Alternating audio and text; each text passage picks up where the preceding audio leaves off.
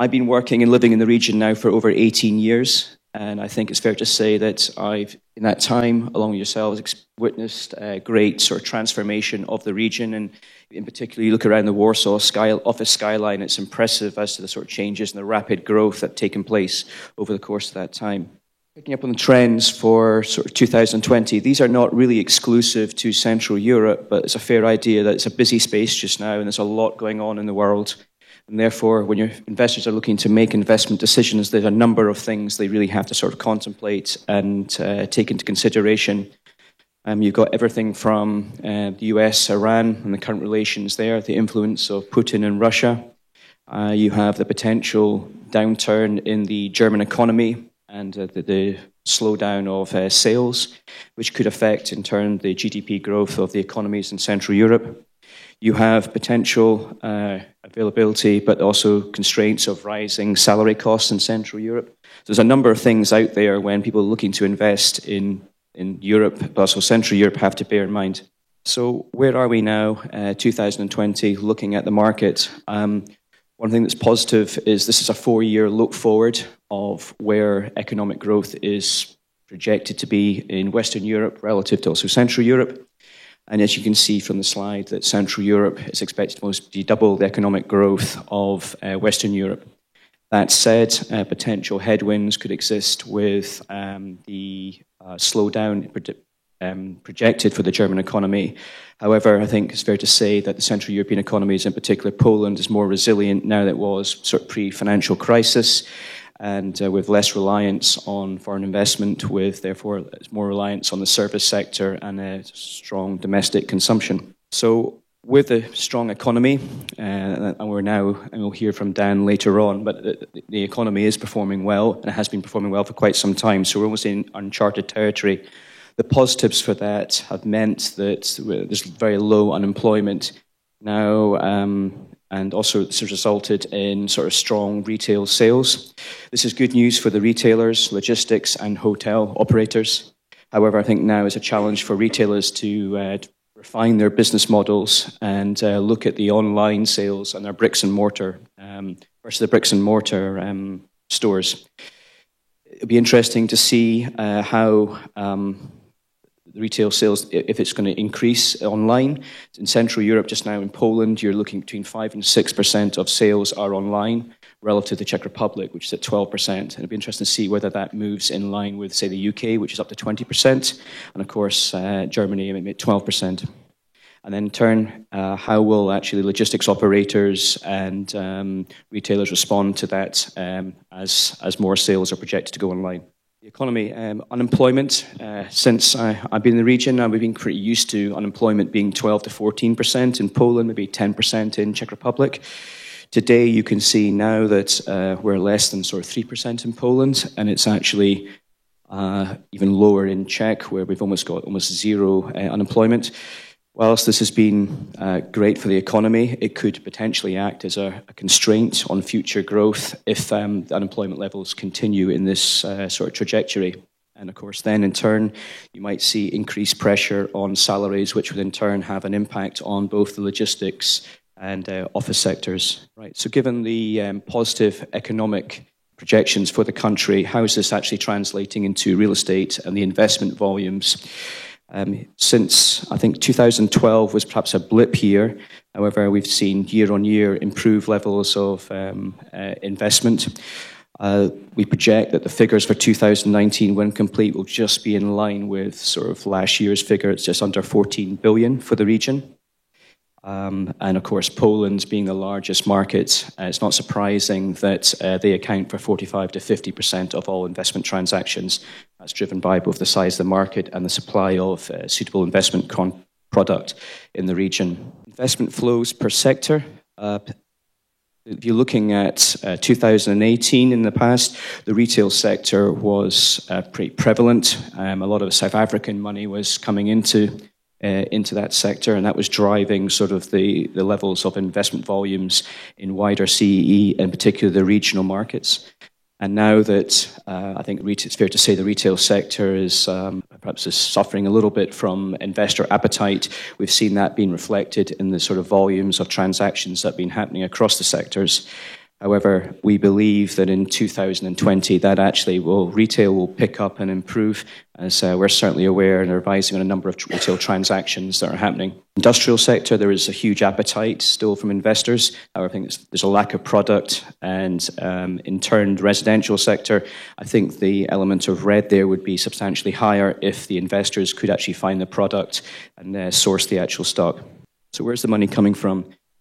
Historically, most of the investment has always been from Western Europe, Austria, Germany, and the US. More recently, that is, the US have been actually sellers in the actual Central European market, and the South Africans were particularly dominant or large players, certainly in the retail sector in 2018. What's happened in 2019, as we've seen with the lack of retail transactions are happening, the South African shares moved, and that's been replaced by Asian capital. Then also very interesting is typically in Western European markets, you might find like in the UK, France, and Germany, you'd expect 50% of all investment transactions to be undertaken or completed by domestic capital. In Poland, I think due to legislative changes and restrictions on institutional funds being able to buy real estate, I think the Polish market accounts for something like 7% of their own market. However, the likes of Wing and CPI, whilst they're very strong and prevalent in their own markets, have actually now moved cross-border into Poland. So we're finding the CE domestic players account for up to a quarter of all investment transactions, and we expect that trend to continue. And also with the Asian capital, whilst Singaporean or Korean capital has been strong, we expect a lot more diversity in the Asian capital side. So the positives are really in Central Europe now is that it's a very, very diverse capital base. So where's this money coming from, and what's it actually looking for? The slide sets out that investors that are chasing returns and the return parameters are having to move as yields and cap rates and returns are lowering. Increasingly, people now are moving into the opportunistic sector, and whilst investors still continue to look for core and core plus product, I think they're being frustrated by the lack of product. In turn, they're now having to move up the risk curve and look for more opportunistic investments. In Central Europe, how's this going to pan out? It'll be interesting because there's constraints in the market. I don't really feel that there's much distress or opportunity yet in probably the office and logistics sectors, but that is starting to appear in the retail sector. It'll be interesting to see how that pans out in 2020. This slide here shows that really of the 40 funds that actually been launched, circa 80% of all the capital raised was from 4 to 5 large investment managers. And from that, in particular, the US. So we expect US private equity to be strong and prevalent in the market this year. I think they'll be chasing large platform, lot sizes, portfolio deals, and it'll be interesting to see how their strategies play out if they've got constraints in terms of product yields. So where are we at today? Looking here, pre-global financial crisis levels and in comparison to 2007, I think there's only 3 sectors today highlighted in yellow on the slides where we're not actually or have not actually surpassed those levels. It's worthwhile mentioning here in Poland that on the logistics side, I think this is for multi-let investments. However, for long lease, 10 to 15-year leases, we'd expect yields to be a lot sharper than that, and probably even close to 4.5%, 5%. Looking at this slide, I think it's worthwhile drawing your attention to the 2006-2007, where across the 6 countries in Central Europe, there was probably a spread of about 100 basis points between prime office yields. Whereas if you look today, there's a spread of maybe up to about 150 basis points between Central European countries, and then a wider spread between there and Germany. And for the purpose of this presentation, the German line there indicates the blended yield for office markets in Berlin, Hamburg, Frankfurt, and Munich. So with German or Euro bonds offering almost a nil return, given that inflation is projected to run at 2%, I think it's fair to say that real estate will continue to offer an attractive home for investors seeking returns in a volatile equities market. The European Central Bank is continuing to lend money with almost a negative interest rate. That means that real estate as an asset class will continue to be attractive. Given the return profile sought by investors and the readily available finance on relatively low, attractive debt terms, I think you'll note that investors will continue to this will enhance their returns, and they'll continue to borrow money to enhance returns, even if cap rates are actually at the historic low levels.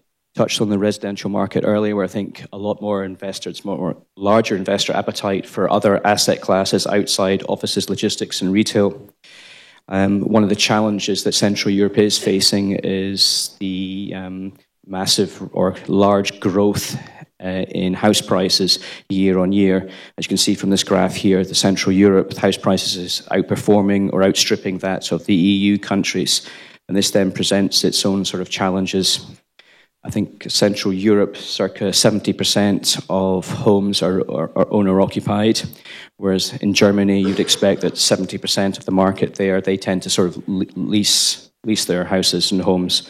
So with the supply constraints and continued mortgage lending at low rates, and together with wage growth, we expect this house price rise to continue, and this will be certainly a challenge for people in the local markets to own their own homes. So what makes Central European markets attractive to corporates? This slide might be slightly misleading, as it doesn't include social security costs, but you would typically add 30% on that cost. And as you can see from this graph, Central Europe, there's still a strong case for a number of corporates to sort of locate and base their sort of business from here. Examples of that are where Amazon now is servicing the biggest economy in Europe, Germany, from actually the Poland and the Czech Republic. However, as a salary gap may potentially narrow with lower unemployment that we discussed, there may be further constraints on growth. So I think it's key that Central Europe tries to remain competitive on this front. Co-working and the sort of flex phenomenon. It's here in Central Europe. I think the percentage or exposure to the actual market in Warsaw is about 3.5% of office space is occupied by this sort of business model. In Prague, it's 1.5%, and this is compared to sort of London at 5% and Amsterdam at 8%. So it's here to stay. It offers sort of large corporates flexibility who have uncertain business plans over the sort of short term. I think investors would take a view that maybe attach a premium to the yield when analysing investment opportunities if WeWork or any of these flexible office space providers occupy buildings or occupy a large percentage of the building. I thought this was an interesting slide. Given my retail background, looking at the costs for retailers to operate a bricks and mortar operates from stores versus online business. You can see from the slide that the cost for being in store is a lot smaller than that online, and the amount of time that consumers actually spend in the store versus actually spending on the online portal is greater. I think retailers will now have challenges in terms of trying to reduce that cost, and as projected, more and more sales move online. It's how logistics and property requirements alter to sort of reflect that demand for online sales and the property requirements to actually ensure that these operators sort of deliver the goods in a sort of efficient manner. So where are we? A lot of generally positives. We're in our uncharted territory in terms of where the market's at, the economy, debt lending, yields at sort of all-time sort of lows. We do believe we'll face some potential headwinds from the slowdown in the German economy. This may translate into a reduction of investor interest. However, that said, relative to Western Europe, it still offers more attractive returns. We believe that there's still a lot of capital seeking to invest in Central Europe. Whilst there was 14 billion euros transacted last year, we believe there was potentially up to 70 billion euros of uncommitted, frustrated capital, so there's still underlying pent-up demand. There is potential for maybe EU funding reductions as punishment for populism as a result of EU political instability after Brexit. There's the challenges faced by e-commerce and delivering the last mile in the event of increased retail sales online. On the more sort of positive side, we do believe in certain markets there's room for yield compression, particularly prime offices in Warsaw. We think tenant incentives, certainly in the office sector, are narrowing. And with a diverse capital base and increased interest from investors on the opportunistic side, we're starting to see a lot more liquidity returning to the retail sector across Poland and the wider region.